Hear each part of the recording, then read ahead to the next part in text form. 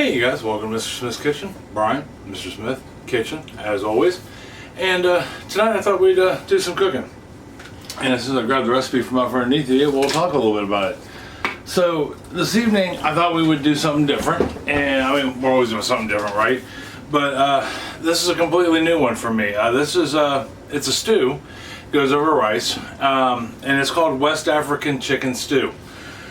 It's got some things in it that what it comes down to is I was dying for something to cook that had peanut butter in it. This has peanut butter in it. And I don't know why, but I just can't shake the craving. And this sounded really kind of cool. It's very unique, it's very different. We know everything, all the players in this we know. Yeah, there's nothing weird or exotic, although in this town there is one thing that's weird and exotic, and that's black-eyed peas in a can form. So I'm substituting that. But that's the only substitution I'm making. I got this recipe off of a website called Taste of Home. It was written by Michael Cohen, C-O-H-E-N, out of California. And I think it will be the bomb. Sorry about that. Had to run over and grab something real quick. It was about to fall. So anyhow, I really think this video, or this stew, will be the bomb. I think the video will too. I mean, it's got all kinds of stuff in it. Obviously chicken, peanut butter.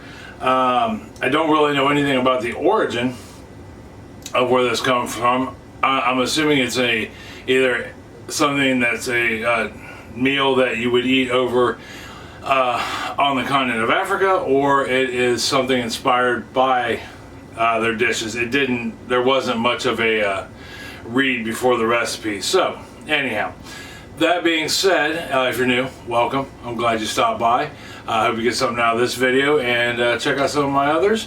If you're returning, thank you. That means I did something right the last time you were here. And if you subscribed, awesome. That means you decided to become part of the neighborhood and be a good neighbor and cook along with me, at any rate, at your leisure, of course. Don't forget to hit like and subscribe. Don't forget to share. Thumbs up, thumbs down, all that stuff gets us out in the algorithm. Comments are also welcome. All I ask for is you be polite. Think before you type. It's okay to disagree, just be smart about how you type it. That being said, let's hop down here to the counter and we'll get started on this. I don't want to take up too much of your time. I think this dish will actually go relatively quickly, even though it does have quite a few moving parts. Alright, let's get down here and we'll start cooking. Okay, so we're down here at the counter, and as always, recipe written down, notebook. If we like it, sweet. If we don't like it, throw it out. Unless of course we can find something different to do with it, make it our own, so to speak. Alright, so let me grab the start of the show out of the fridge. Ooh. I know I'm not very prepared. This has been a busy, crazy day. Hasn't been bad though, just busy and crazy, kind of, so to speak. Although, in case you caught it, if you caught last week, I messed up my arm pretty good, and it's still pretty swollen all through the elbow. But it is getting better. I just can't lift a whole lot with it. And it's still a little swollen, but I got full mobility and I don't need anything wrapped on it. But anyhow, enough about me. The first thing we're going to need, a Dutch oven, or a pot for that matter, but it calls for a Dutch oven. And we're just going to go ahead and get that turned on and warm it up. And the first thing we're going to do is I got 3 teaspoons of oil right here. I'm using canola oil, that's what the recipe called for. If you don't have canola, you can use vegetable. You just have to use something that's a rather high temperature oil. And not a whole lot of flavor. So if you use olive oil, you don't want an extra virgin. You want just a regular old olive oil. But the recipe called for canola. I had some canola, so thought why not. So we're going to do 3 teaspoons in here, and we're going to get this warming up. Once we get it warmed up, I took 1.5 pounds of chicken breast, and I cubed it up. Right? I just got it into about 1-inch cubes. And so we're going to take those and we'll put them in here and get them cooked. But let's get the oil warmed up first, and then we'll cook the chicken. Okay, we got our oil in there. It's shimmering, it's dancing, and it's starting to smoke a little.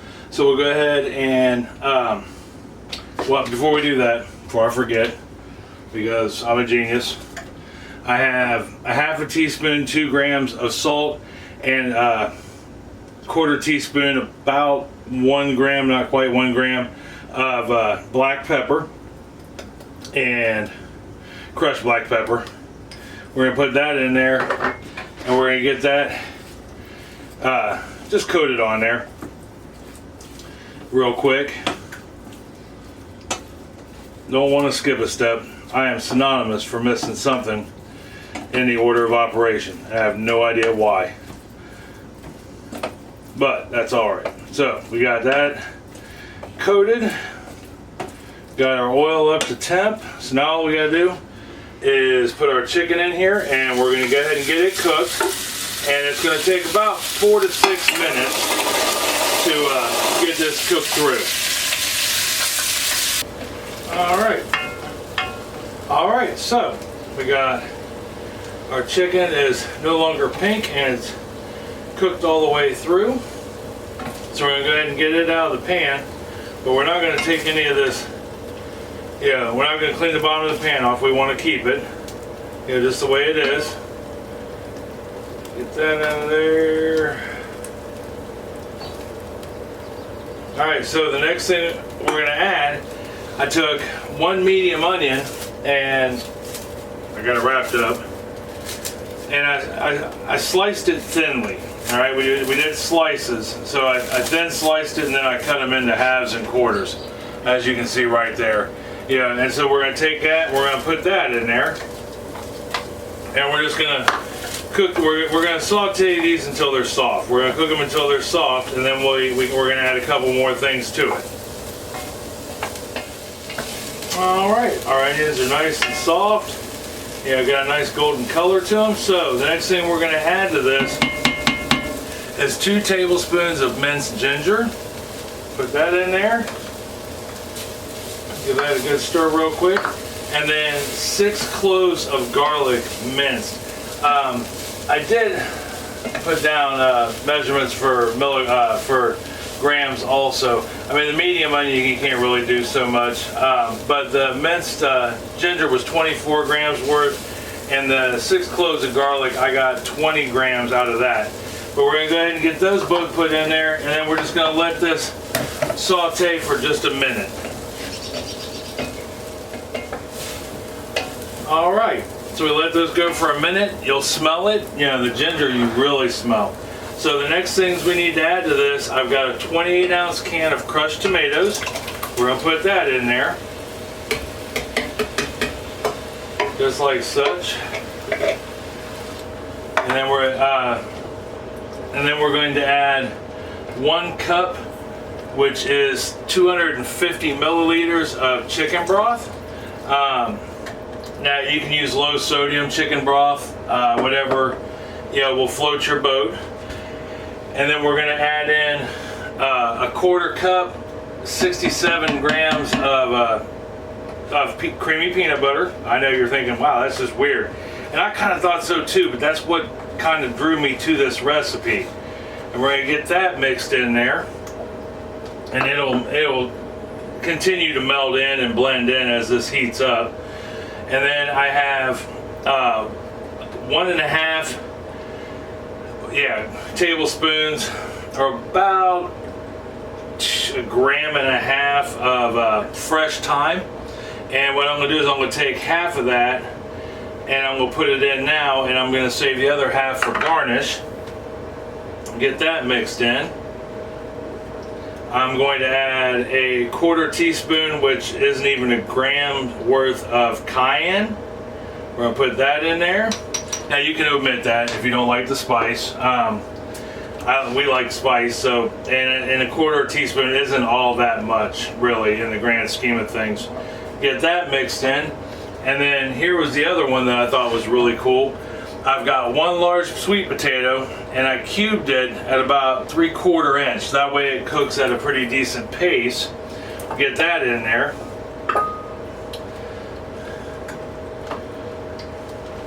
Just like such.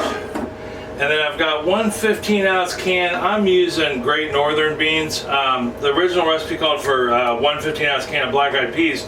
And believe it or not, I could not find one 15. I couldn't find one can, big or small, of black-eyed peas at the grocery store. So I went ahead and got, well, you know, I thought white beans would go good with this, so let's try some white beans.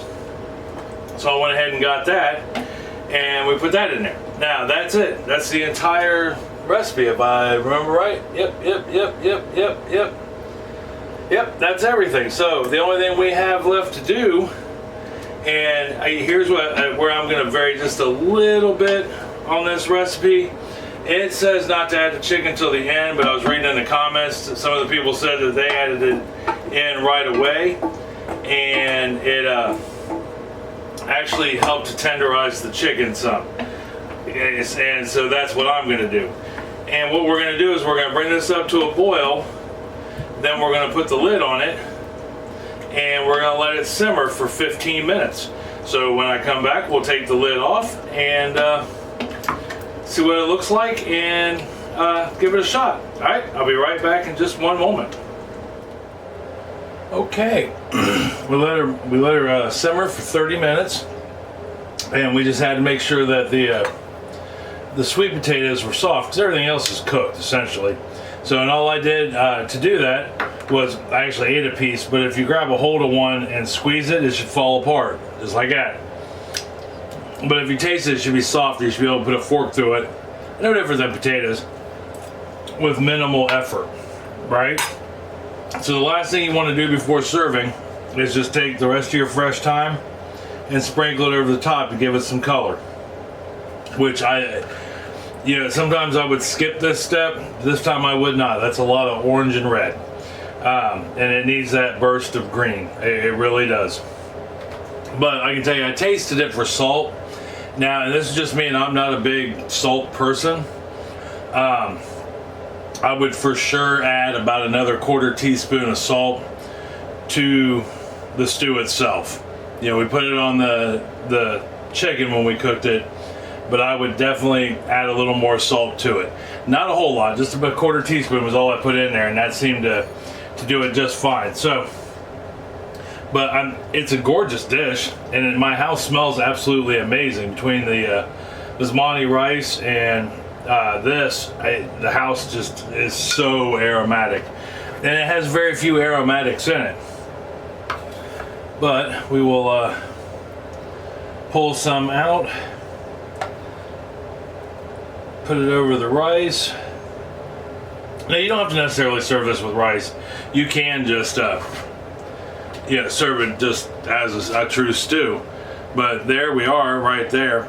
It looks fantastic. I'm so excited to try this.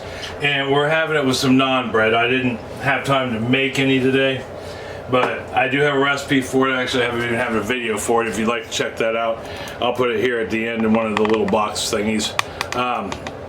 That way you can give it a shot if that's what you like. It's really easy. It takes no time. I mean, it does take a little bit of time because you gotta let it rise to the occasion, so to speak. But it's not hard to make as far as breads go. It's actually really easy. It doesn't require any special tools, just a bowl. But that being said, let's give this a try. My mouth is watering. I can't wait, and I am so hungry. Before I burn my face off, I did let that sit here for about 10 minutes after I took it off the oven, or off the stovetop. You don't ever want to eat anything straight off the stovetop, just like taking something out of the oven. Let it sit for a minute and calm down. You don't want to melt your face.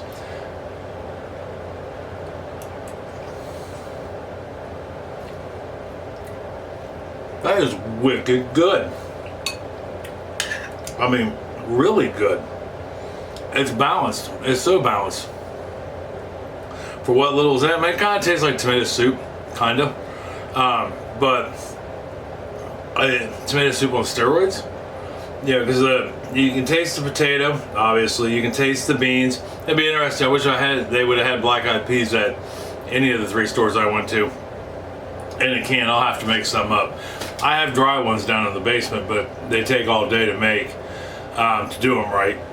and I didn't want to take all day to make this. But this is actually a pretty quick weeknight meal. It shouldn't take you 30 minutes. There's gonna be more time to make the rice. Yeah.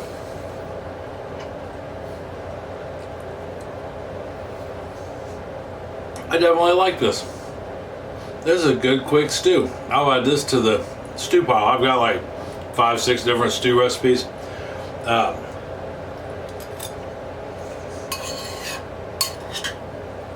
was worried that it would be kind of bland, and it's not. I mean, you can taste the cayenne, you got the sweet potato in there, and the onion, and the olive oils, and the thyme. Thyme, fresh or dried, very powerful. And I don't know if I mentioned it, but you can use dried thyme. Just cut the amount in half.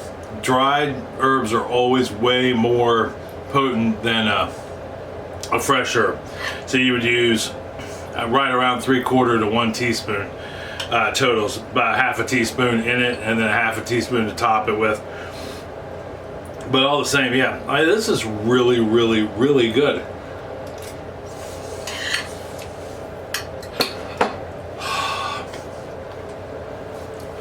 Give this a try. I'm sorry, that was really hot. That last bite was powerful. Not spicy hot, but hot. But give this recipe a try. Let me know what you think. Let me know if you add things to it. I want to think about things I want to add to it. But I think it's all right just the way it is. You know, hands down, especially over the rice. Like I said, you don't have to put it over rice. You can eat it just simply as a stew. You know, you can probably switch out the sweet potato for a regular potato if you don't like sweet potatoes. Because truth be told, I am one that has color issues when it comes to some foods, and sweet potatoes is one of them. But in this dish, it's all right.